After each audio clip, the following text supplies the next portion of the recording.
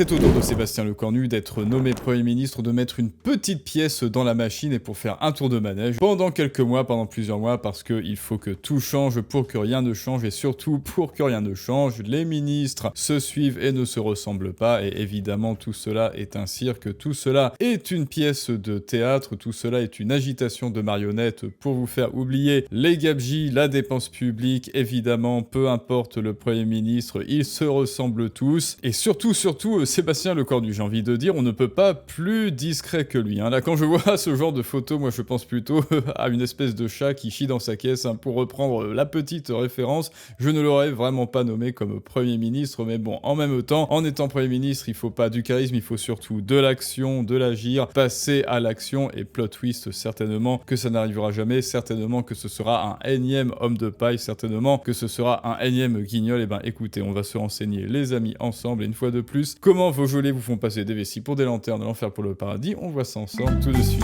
Qui est ce mystérieux nouveau Premier ministre, ancien ministre des armées d'ailleurs, qui faisait partie des Républicains, bon bah voilà, autrement dit le centre-gauche. Le nouveau Premier ministre est issu de la droite, non c'est faux, la droite n'existe pas en France, arrêtez de mentir, candidat UMP, bon bah voilà. Sébastien Lecornu collabore ensuite avec Bruno Le Maire, bon bah alors arrêtez de dire UMP plus Bruno Le Maire, arrêtez de dire qu'il est de droite, bordel, au ministère de l'Alimentation, c'est-à-dire encore un ministère qui ne sert à rien, mais qui est financé avec vos impôts. Il est élu maire de Vernon, il s'engage dans la campagne présidentielle, secrétaire d'État ensuite sous Macron, alors arrêtez de dire qu'il est de droite, secrétaire d'État plutôt, ministre chargé des collectivités territoriales, ministre des Outre-mer, ministre des Armées, toujours sous Macron, arrêtez de dire qu'il est de droite, il n'y a rien de droite dans ce parcours. Et alors moi j'ai envie de dire, mais pourquoi Sébastien Lecornu, pourquoi lui, et pourquoi pas quelqu'un de la vraie droite, Bon bah voilà, pourquoi pas Sarah Knafo, tiens, pourquoi pas Queen Sarah, quitte à dire qu'on prend quelqu'un qui vient de la droite, autant prendre quelqu'un qui vient vraiment d'un semblant de droite quand même, plutôt que de prendre un énième ministre qui est sous Macron. Vous voyez, on est en train de se foutre une fois de plus de votre gueule en déplaçant des petits pions sur un échiquier, ces petits pions de ministres qui sont toujours sous Manu et qui sont absolument interchangeables. Et encore une fois, il va se faire virer, enfin très certainement, il va devoir poser sa démission et on va prendre encore un ministre, tiens, Elisabeth Borne, tiens, allez, voilà. Et pourquoi pas encore Zizi, allez,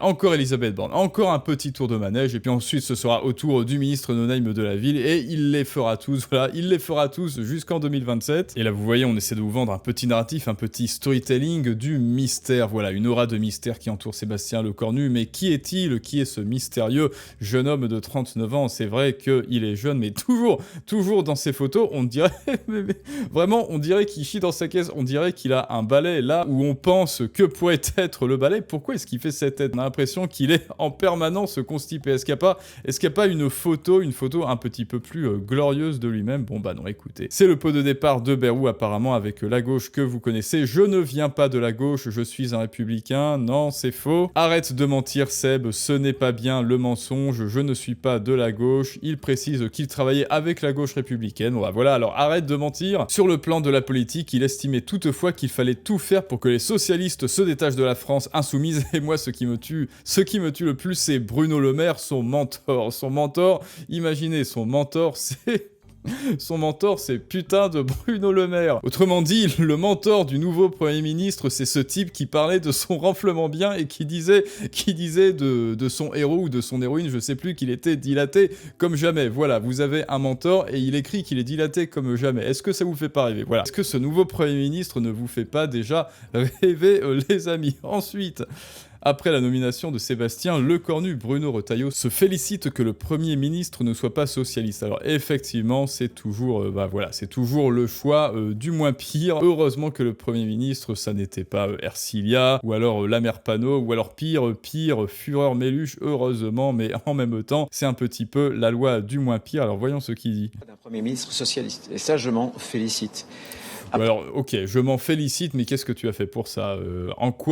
Quelles sont les actions, toi, que tu as entreprises depuis que tu es ministre? Quelles sont les actions concrètes que tu as entreprises pour te féliciter de quoi que ce soit? Enfin bref, passons. Après, je sais que pour lui, la tâche va être rude, et je pense que dans les moments que traverse la France, qui sont des moments très graves, nous avons une responsabilité particulière.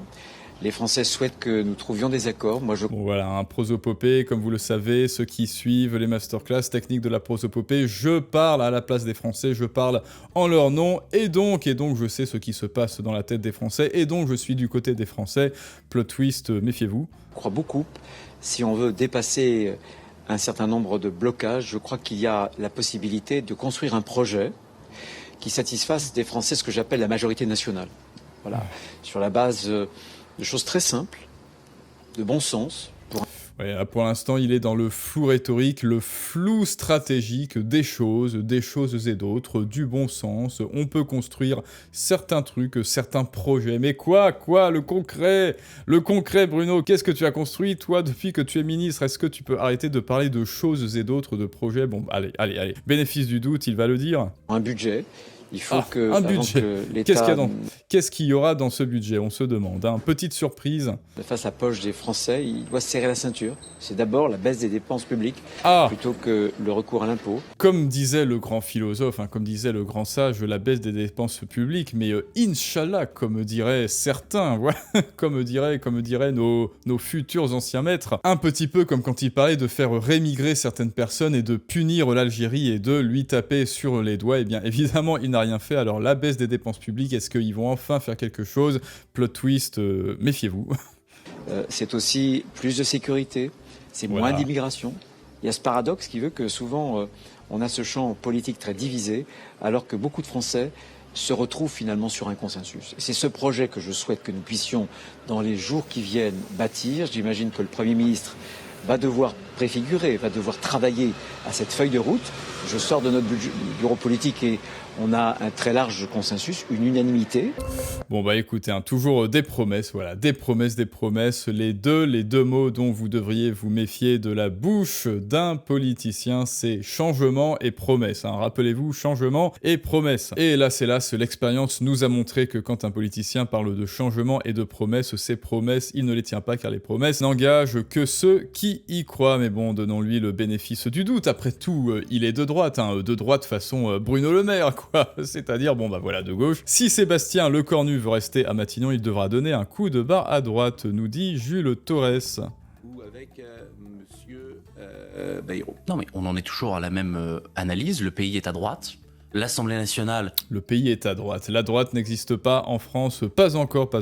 J'espère que les Français se réveilleront. Hélas, ils sont tellement empêtrés dans le communisto-socialisme que c'est très dur, Et plutôt à droite, donc il ne sert à rien, contrairement à ce qu'on a dit depuis 2 semaines, de regarder à gauche avec un potentiel accord de non-censure avec les socialistes. Il va devoir parler aux socialistes. Mais là, le sujet, et c'est, je crois, ce qu'il faut lire entre les lignes dans le tweet de Jordan Bardella, la question, c'est pas le casting, c'est pas la personne, la question, c'est la politique qui est menée. Nous jugerons sans illusion le nouveau Premier ministre sur pièce à ses actes. Donc il faut clairement... Oui, à ces actes, et là, vous le voyez depuis des mois, les ministres se suivent et se ressemblent, les ministres se suivent et continuent de vous servir la même langue de bois pendant qu'ils font tranquillement, très tranquillement et très posément leur petit tour de manège à Matignon qui leur rapporte 15 000 balles par mois, et au pire, s'ils sont virés, s'ils se font censurer, hop, petite indemnité de 50 000 balles avec vos impôts bien sûr, hein, sur le dos du fruit du travail de Nicolas comme d'habitude, mais les actes, eh bien, on les attend toujours. Ah oui, révélation, plot twist, encore une fois, ils ne feront jamais rien. Un coup de barre à droite, François Bayrou n'a pas voulu le donner. Michel Barnier s'est fait expulser de Matignon parce qu'il n'a pas voulu donner assez au Rassemblement national. Donc là, le sujet, c'est si monsieur Lecornu nous regarde, s'il veut rester à Matignon, s'il veut faire passer un budget et s'il veut faire avancer le pays, c'est un coup de barre à droite sur la sécurité. Mais le bloc central suivra. Le bloc central suit. Mais je suis absolument d'accord, oui, c'est un coup de barre à droite et un réel et un concret et un agissant coup de barre à droite. Non mais regardez-le, mais c'est pas possible, il est, je sais pas, il est agité ce jeune homme, il est agité ce garçon, à chaque fois qu'on le prend en photo ou en vidéo, il a cette tête-là, on dirait qu'il a le sourcil apostrophé, son âme tout engagée dans une poussive introspection, ou alors peut-être, hein, si on veut un peu rester dans un stade freudien, peut-être qu'il est constamment constipé, ce qui serait plutôt dommageable pour son futur travail à Matignon. Oh tiens, il y a un autre clown, hein. Je sais pas si vous vous rappelez de lui qui exposait, qui exhibait sa vie sur les réseaux. Bon bah écoute, écoutez, oui, je suis d'accord avec Jules Torres, sauf que un vrai coup de bas à droite, ça veut dire afuera les 3/4 des députés, vous le savez, afuera les 3/4 des ministres qui ne servent à rien, afuera le Sénat, afuera la retraite par répartition, privatisation, afuera les agences et privatisation de tout ce qui doit et de ce qui peut être privatisé, et le reste afuera. Et en fait, dalle en béton, c'est ça, ce serait ça, un vrai coup de bas à droite. Est-ce que Sébastien Lecornu va le faire, étant donné que son mentor, c'est Bruno Le Maire? Écoutez, j'ai des doutes, j'ai des petits doutes quant à